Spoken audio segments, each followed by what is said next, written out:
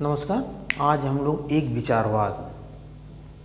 विचारवाद means monotheism कि एक उद्देश्य हो, एक टारगेट हो, एक लक्ष्य हो, हर बच्चे की, हर स्टूडेंट की यह निश्चित कर ले अपने जीवन में पढ़ाई के दौरान ही, विशेषकर क्लास 5 के बाद ही आजकल फाउंडेशन वगैरह का कोर्स चल रहा है, तो नहीं तो 8th से चल रहा है या 9th 12th करने के बाद 11th से चल रहा है या 9th 12th से ही चल रहा है। तो निश्चित कर लेना है गार्जियन भी और टीचर से कोरिलेशन करके बच्चे की फ्यूचर कहाँ तक, वो किस क्षेत्र में आगे बढ़ना चाह रहा है, किसकी तरफ उसका फोकस, तो उस पर विशेषकर आप हर बच्चों के लिए, चाहे वो हायर लेवल का हो, चाहे मिडिल लेवल का हो, चाहे लोअर लेवल का हो, सबके लिए एक छोटी सी प्रयास है, एक छोटा सा पहले आप देखेंगे उसको कि भाई क्या होगा कि जैसे कि दिल दिमाग में सटीकता हो, मन मस्तिष्क में सटीकता हो, क्या हो कि हर कार्य के प्रति जो है बालक है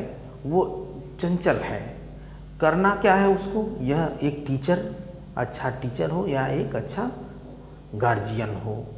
होता नहीं कि दोनों, देखिए सभी लोग प्रोत्साहित करते हैं, सभी लोग मोटिवेट करते हैं, लेकिन जो गार्जियन होता है, माँ बाप होते हैं, और जो टीचर होता है वो जब मोटिवेट करता है तो दिल से करता है और उसमें कोई इस तरीके का वो नहीं रहता, स्वार्थ नहीं रहता। और बाकी लोग तो करते हैं मोटिवेट, लेकिन जब वो सफल हो जाते हैं तो मन मन में जो है उनके अंदर ईर्ष्याएं भी होने लगती हैं। तो कहने का ये है कि यहाँ पे जैसे कि बच्चे के मन में इस तरीके का विचार बना दें कि भी बच्चा भी ये सोच ले कि हमको क्या करना है, उसी क्षेत्र में वो अपने की पूरी ऊर्जा लगा दे, पूरा ध्यान लगा दे। तो अभी देखेंगे कि जैसे नहीं कि कैसे ऊर्जा लगा दे। जैसे एक उदाहरण है कि एक बार एक साधु जी थे, वो ऐसे पूजा कर रहे थे चादर बिछा करके, तो उधर से एक जो प्रेमिका दोनों दूर खड़े थे, तो प्रेमिका दौड़ती हुई गई और साधु के सामने से गुजर गई। तो साधु देख करके जो है गुस्से में हो गए और उन्होंने कहा कि तुम्हें मतलब इतनी समझ नहीं है कि मैं पूजा कर रहा हूँ और तुम सामने से जा रही हो।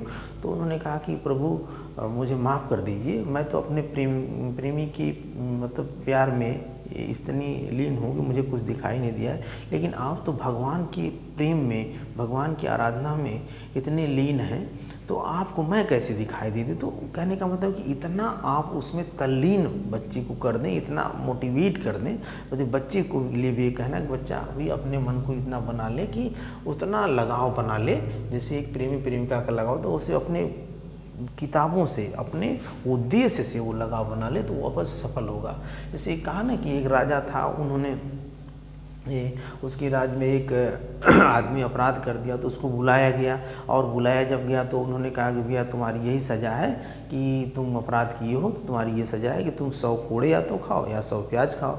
तो जाहिर सी बात है, चाहे आप हो चाहे हम हो, यही नहीं कहेंगे कि भैया हाँ 100 प्याज ही खा लेंगे, कोड़े खाने से अच्छा है। जब वो 10-20 प्याज खाया तो पसीना पूरा पानी जो है नाक और आँख से आने लगा, तो कहा राजा साहब मैं कोड़े ही खाऊंगा। फिर वहाँ 10-20 कोड़े खाया, तो फिर जब दर्द होने लगी तो उन्होंने कहा प्याज खाऊंगा। फिर ऐसे ऐसे करके बारी बारी से पता चला 100 कोड़े भी खा गया, 100 प्याज भी खा गया। तो उद्देश्य मत में सटीकता हो आपके। तो इस तरीके से जैसे एक आदमी था, उन्होंने भाई 2 आदमी थे, उन्होंने कहा कि चलो खोदते हैं, कहीं पानी नहीं था, पानी निकल आए। तो एक आदमी था, वो जो थोड़ा सा खोदा, भाई नरम मिट्टी ऊपर की थी तो खोदा, तो फिर उसके बाद वहाँ अंदर कठोर मिट्टी आई तो गया दूसरी जगह खोदने लगा। फिर वहाँ भी कठोर आ गई, कुछ खोदने के बाद 1-2 फुट खोदने के बाद फिर तीसरी जगह खोदने लगा, वहाँ कठोर आ गई। और एक आदमी था, एक ही जगह सुबह शाम तक खोदता रहा और लास्ट में खोदते खोदते उसको पानी निकल गया, तो उसको सफलता मिली। तो यही कहने का मतलब कि दिल दिमाग में एक सटीकता हो, एक काम आदमी करे, एक उद्देश्य बना के करे, अगर जिस भी क्षेत्र में जाना चाह रहा तो उसको सफलता मिलेगी। दूसरा है निर्वाण हासिल करने का उद्देश्य। निर्वाण किसे कहते हैं कि आप अपने लक्ष्य, परम लक्ष्य को जब प्राप्त कर लेते हैं तो उसी को कहते हैं निर्वाण। ये कहते हैं निर्वाण प्राप्त हो गया, इनके जीवन का उद्देश्य पूर्ण हो गया। तो जब आदमी फ्लो स्टेट में चला जाता है, जैसे आइंस्टीन साहब थे, प्रयोग कर रहे थे, तो वहाँ पे उनके एक मित्र गए, वो भी वैज्ञानिक ही थे, आइंस्टीन जी भी वैज्ञानिक। तो वो जो प्रयोग कर रहे थे तो आइंस्टीन जी उनको खाने पे उनको बुलाए थे उस दिन। तो जब उनके मित्र ने पूछा कि क्या करना है, तो उन्होंने कुछ लोगों ने बताया, नौकर उनके बताया कि साहब जो है अभी कुछ पढ़ रहे हैं या अध्ययन कर रहे हैं, कुछ प्रयोग कर रहे हैं। तो उन्होंने कहा ठीक है, अच्छा कोई बात नहीं, करने दीजिए। अब उनको ये ठीक है, अच्छा खाने वाने की व्यवस्था थी, खा करके चले गए। खा करके चले गए तो बर्तन वगैरह रखे थे वहाँ पे। तो आइंस्टीन जी 6 घंटे तक प्रयोग करने के बाद आए तो उस देखे तो कहे कि मुझे तो अब ख्याल आया कि मैं खाना खा चुका हूँ, मतलब थाली देख करके।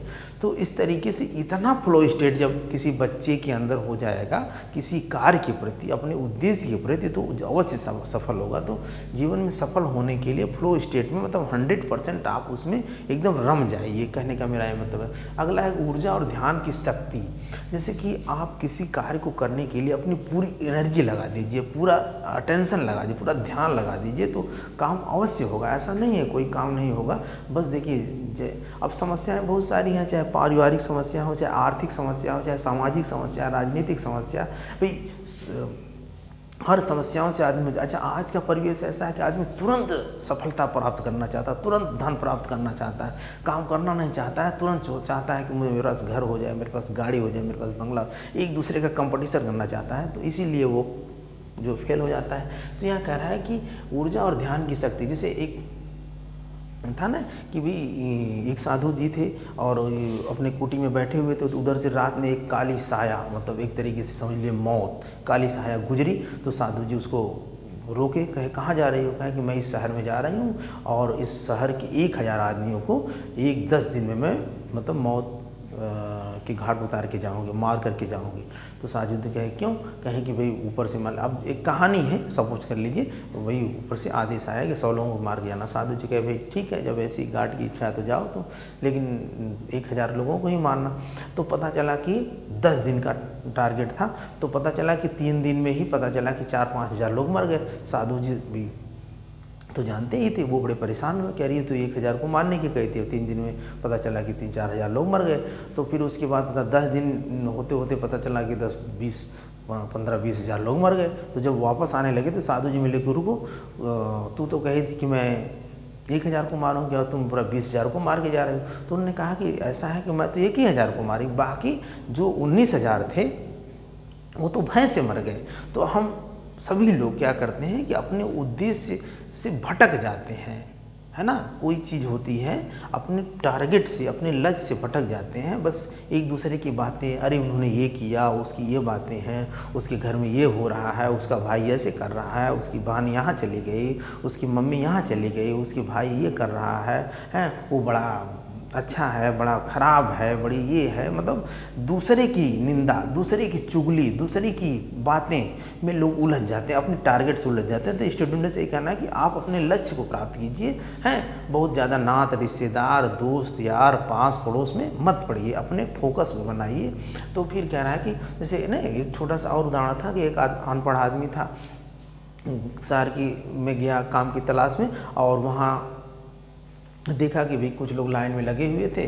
पता चला कि क्या होगा, तो कहा कि सुलभ शौचालय, जैसे जहाँ पे टॉयलेट वगैरह होता है, तो वहाँ पे एक प्यून चपरासी की भर्ती हो रही थी। तो वहाँ गया तो लाइन में लगा, जब उसका नंबर आया तो पता चला कि भैया अपना नाम लिखो। तो कहा साहब मैं तो पढ़ा लिखा नहीं हूँ। तो कहा गया तब तुम्हारी भर्ती नहीं होगी, तुम जाओ। फिर वो निराश होकर के रास्ते में जा रहा था, तो एक लोडिंग ट्रक जो था वो किसी गड्ढे में फंस गया था। तो उसमें से माल उतार करके दूसरे ट्रक में लादा जा रहा था। तो वहाँ मालिक खड़ा था, तो वो भी जाकर वहीं खड़ा हो गया। तो कहा क्या करते हो? कहा कुछ नहीं साहब, मुझे काम की तलाश है। कहा चलो माल भी तुम्हें उतार के इसमें से रखो। तो उसने कहा कि ठीक है, लादने लगा। तो देखिए फिर उन्होंने पूरी अपनी ऊर्जा लगा दिया, पूरा अपना ध्यान लगा दिया और काम को तन्मयता से किया। बाकी लेबर और थे, लेकिन काम को ऐसे कर रहे थे जैसे कि इधर उधर लापरवाही के तरीके से, वही पैसा मिलेगा काम करें। लेकिन उन्होंने पूरा काम में अपना ऊर्जा लगाया, पूरा ध्यान लगाया। तो लास्ट में जब पैसा मालिक देने लगा तो कहा कि तुम कहाँ जाओगे, घर तुम्हारा कहाँ है, कल भी काम है, तुम आ जाना। मतलब उसके काम को देख के बड़ा खुश हुआ। तो कहा साहब मुझे पास कोई घर नहीं है रहने के लिए। कहा चलो मेरे यहाँ ही बहुत सारा काम है, तुम वहाँ काम करना और मेरी गाड़ी के साथ रोज़ रोज़ जाना और माल वहाँ चढ़ाना उतारना। ऐसे करते करते कुछ दिनों तक रहते रहते वो भी एक बहुत बड़ा उसके यहाँ रहते रहते सेट हो गया। और जब सेट हो गया तो एक जगह किसी सामाजिक संस्था का उद्घाटन होने वाला था, तो उस सामाजिक संस्था में यह भी सपोर्ट किया था किसी अनाथ आलय ऐसे चीज़ों का। तो वही वहाँ गया, तो जब वहाँ पे रिबन काटने वाली बात आई, तो जो सेठ जी थे इन्हीं को बुलाया गया, भाई सेठ जी आए और रिबन को काटने, आज इस जो है ये अनाथालय का उद्घाटन होगा। तो वो आदमी भी खड़ा था, जो आदमी उसको इंटरव्यू में छांटा था, जहाँ वहाँ पर टॉयलेट पर जो नौकरी लगने की। तो देखा तो लास्ट में आके मिला, कहा क्या तुम वही ना हो? कहा कि हाँ मैं तो वही हूँ। कहा अगर मुझे पढ़ने आ गया होता तो आज मैं भी उसी जो है उसमें एक चपरासी के रूप में होता है। लेकिन कहने का मेरा मतलब है कि पढ़ाई की निंदा नहीं हो रही है, ये कहने का मतलब कि आप किसी भी कार्य को पूरी ध्यान और पूरी एनर्जी से करेंगे तो उसमें आप सफल अवश्य होंगे, चाहे पढ़ाई हो, चाहे अनपढ़ हो, चाहे कुछ भी हो। ऐसा नहीं है कि आप बहुत ज़्यादा, जैसे कुछ लोग होते हैं ना, बहुत ज़्यादा पढ़े लिखे लोग भी होते हैं, कहीं न कहीं जो है कुछ ऐसे कार्य कर देते हैं जो समाज के लिए बड़ा ही घिनौना कार्य हो जाता है, नहीं करना चाहिए। जैसे बाबा साहब कहते ना, अम्बेडकर जी कहते कि मैं अपने समाज, बाबा साहब एक समाज सेवी थे, समाज के हित की बात की, पूरे समाज को उन्होंने बनाने का कार्य किया। उनके बीवी मर गए, बच्चे मर गए, लेकिन इतनी 32 डिग्रियाँ थी उनके पास और 3 PhD की डिग्रियाँ थी, और इसके बाद वो यहीं पे रह करके चाहे होते थे आज अमेरिका लंदन में जा कर के अपना वो होते, लेकिन समाज की सेवा की है। तो इस तरीके से जो है वो एक पढ़े लिखे और इस तरीके से समाज की सेवा की है और आज उनका नाम हो रहा है। तो अगला है कोशिश और संकल्प। कोशिश संकल्प मतलब कि आप कोशिश कीजिए, कोशिश तो सभी लोग करते हैं, भाई पढ़ना है, लिखना है, कंपटीशन देना है, आगे बढ़ना है, लेकिन संकल्प लीजिए। संकल्प चीज़ जो होती है आपके मन में, आपके विचार में, आपके ध्यान में एक नींव बना देती है और उसी के इर्द गिर्द आपका जो है कार्य होता है। तो संकल्प लीजिए, जैसे नहीं 100% आप काम को करने का प्रयास कीजिए। ऐसा नहीं है कि भाई 50% करेंगे, 30% करेंगे, 20%, उसमें संतोष नहीं है आपको। इसलिए कहते हैं कि किसी जैसे आपकी बीवी है, आपके बच्चे हैं, इस तरीके से मान लीजिए एक प्रौढ़ आदमी है, तो नहीं कहेंगे भाई उसमें 75% बीवी प्रेग्नेंट है, ऐसा तो करते नहीं है, 100% ही है। तो अपने कार्य के प्रति आप 100% सकारात्मक सोच रखिए, यानी कोशिश करिए और संकल्प 100% हो, ये कहने का मेरा मतलब। स्वयं की आलोचना कभी नहीं करनी चाहिए। देखिए नहीं, स्वयं बहुत सारे लोग हैं अपने ही कार्यों की अपने ही आलोचना बार बार करते रहते हैं, ऐसा भी गलत है, क्योंकि ये विचारवाद अगर आपके अंदर है तो कोई भी आप कार्य करें। ऐसा नहीं है कि सभी लोग सफल ही हो गए हैं, कोई भी अब माँ के पेट से तो पैदा नहीं होता सीख करके, सभी लोग यहीं आके सीखते हैं। आप प्रयास कीजिए ईमानदारी से, यही है कि आपके अंदर ईमानदारी हो, सच्चाई हो, हैं, किसी के दुख दर्द को समझे, भावनाओं को समझे, है ना, किसी का अहित ना करें। तो ये 2-3 चीज़ें जो सत्य, अहिंसा, अस्तेय, अपरिग्रह, 2-3 चीज़ें हैं, ये नैतिक चीज़ें हैं। इसको भी अपने मन में बना के अगर रखें तो आप सफल अवश्य होंगे। एक विचारवाद की बात हो रही, मन के हारे हार है, मन के जीते जीते, बात ही स्पष्ट है। जहाँ चाह वहीं रहा, ईश्वर भी उन्हीं का साथ देता है जो मन में चाह रखते हैं और अपने जो है वैसा कार्य करते हैं, ध्यान लगाते हैं, ऊर्जा लगाते हैं। अगला जो विघ्न से घबराना नहीं।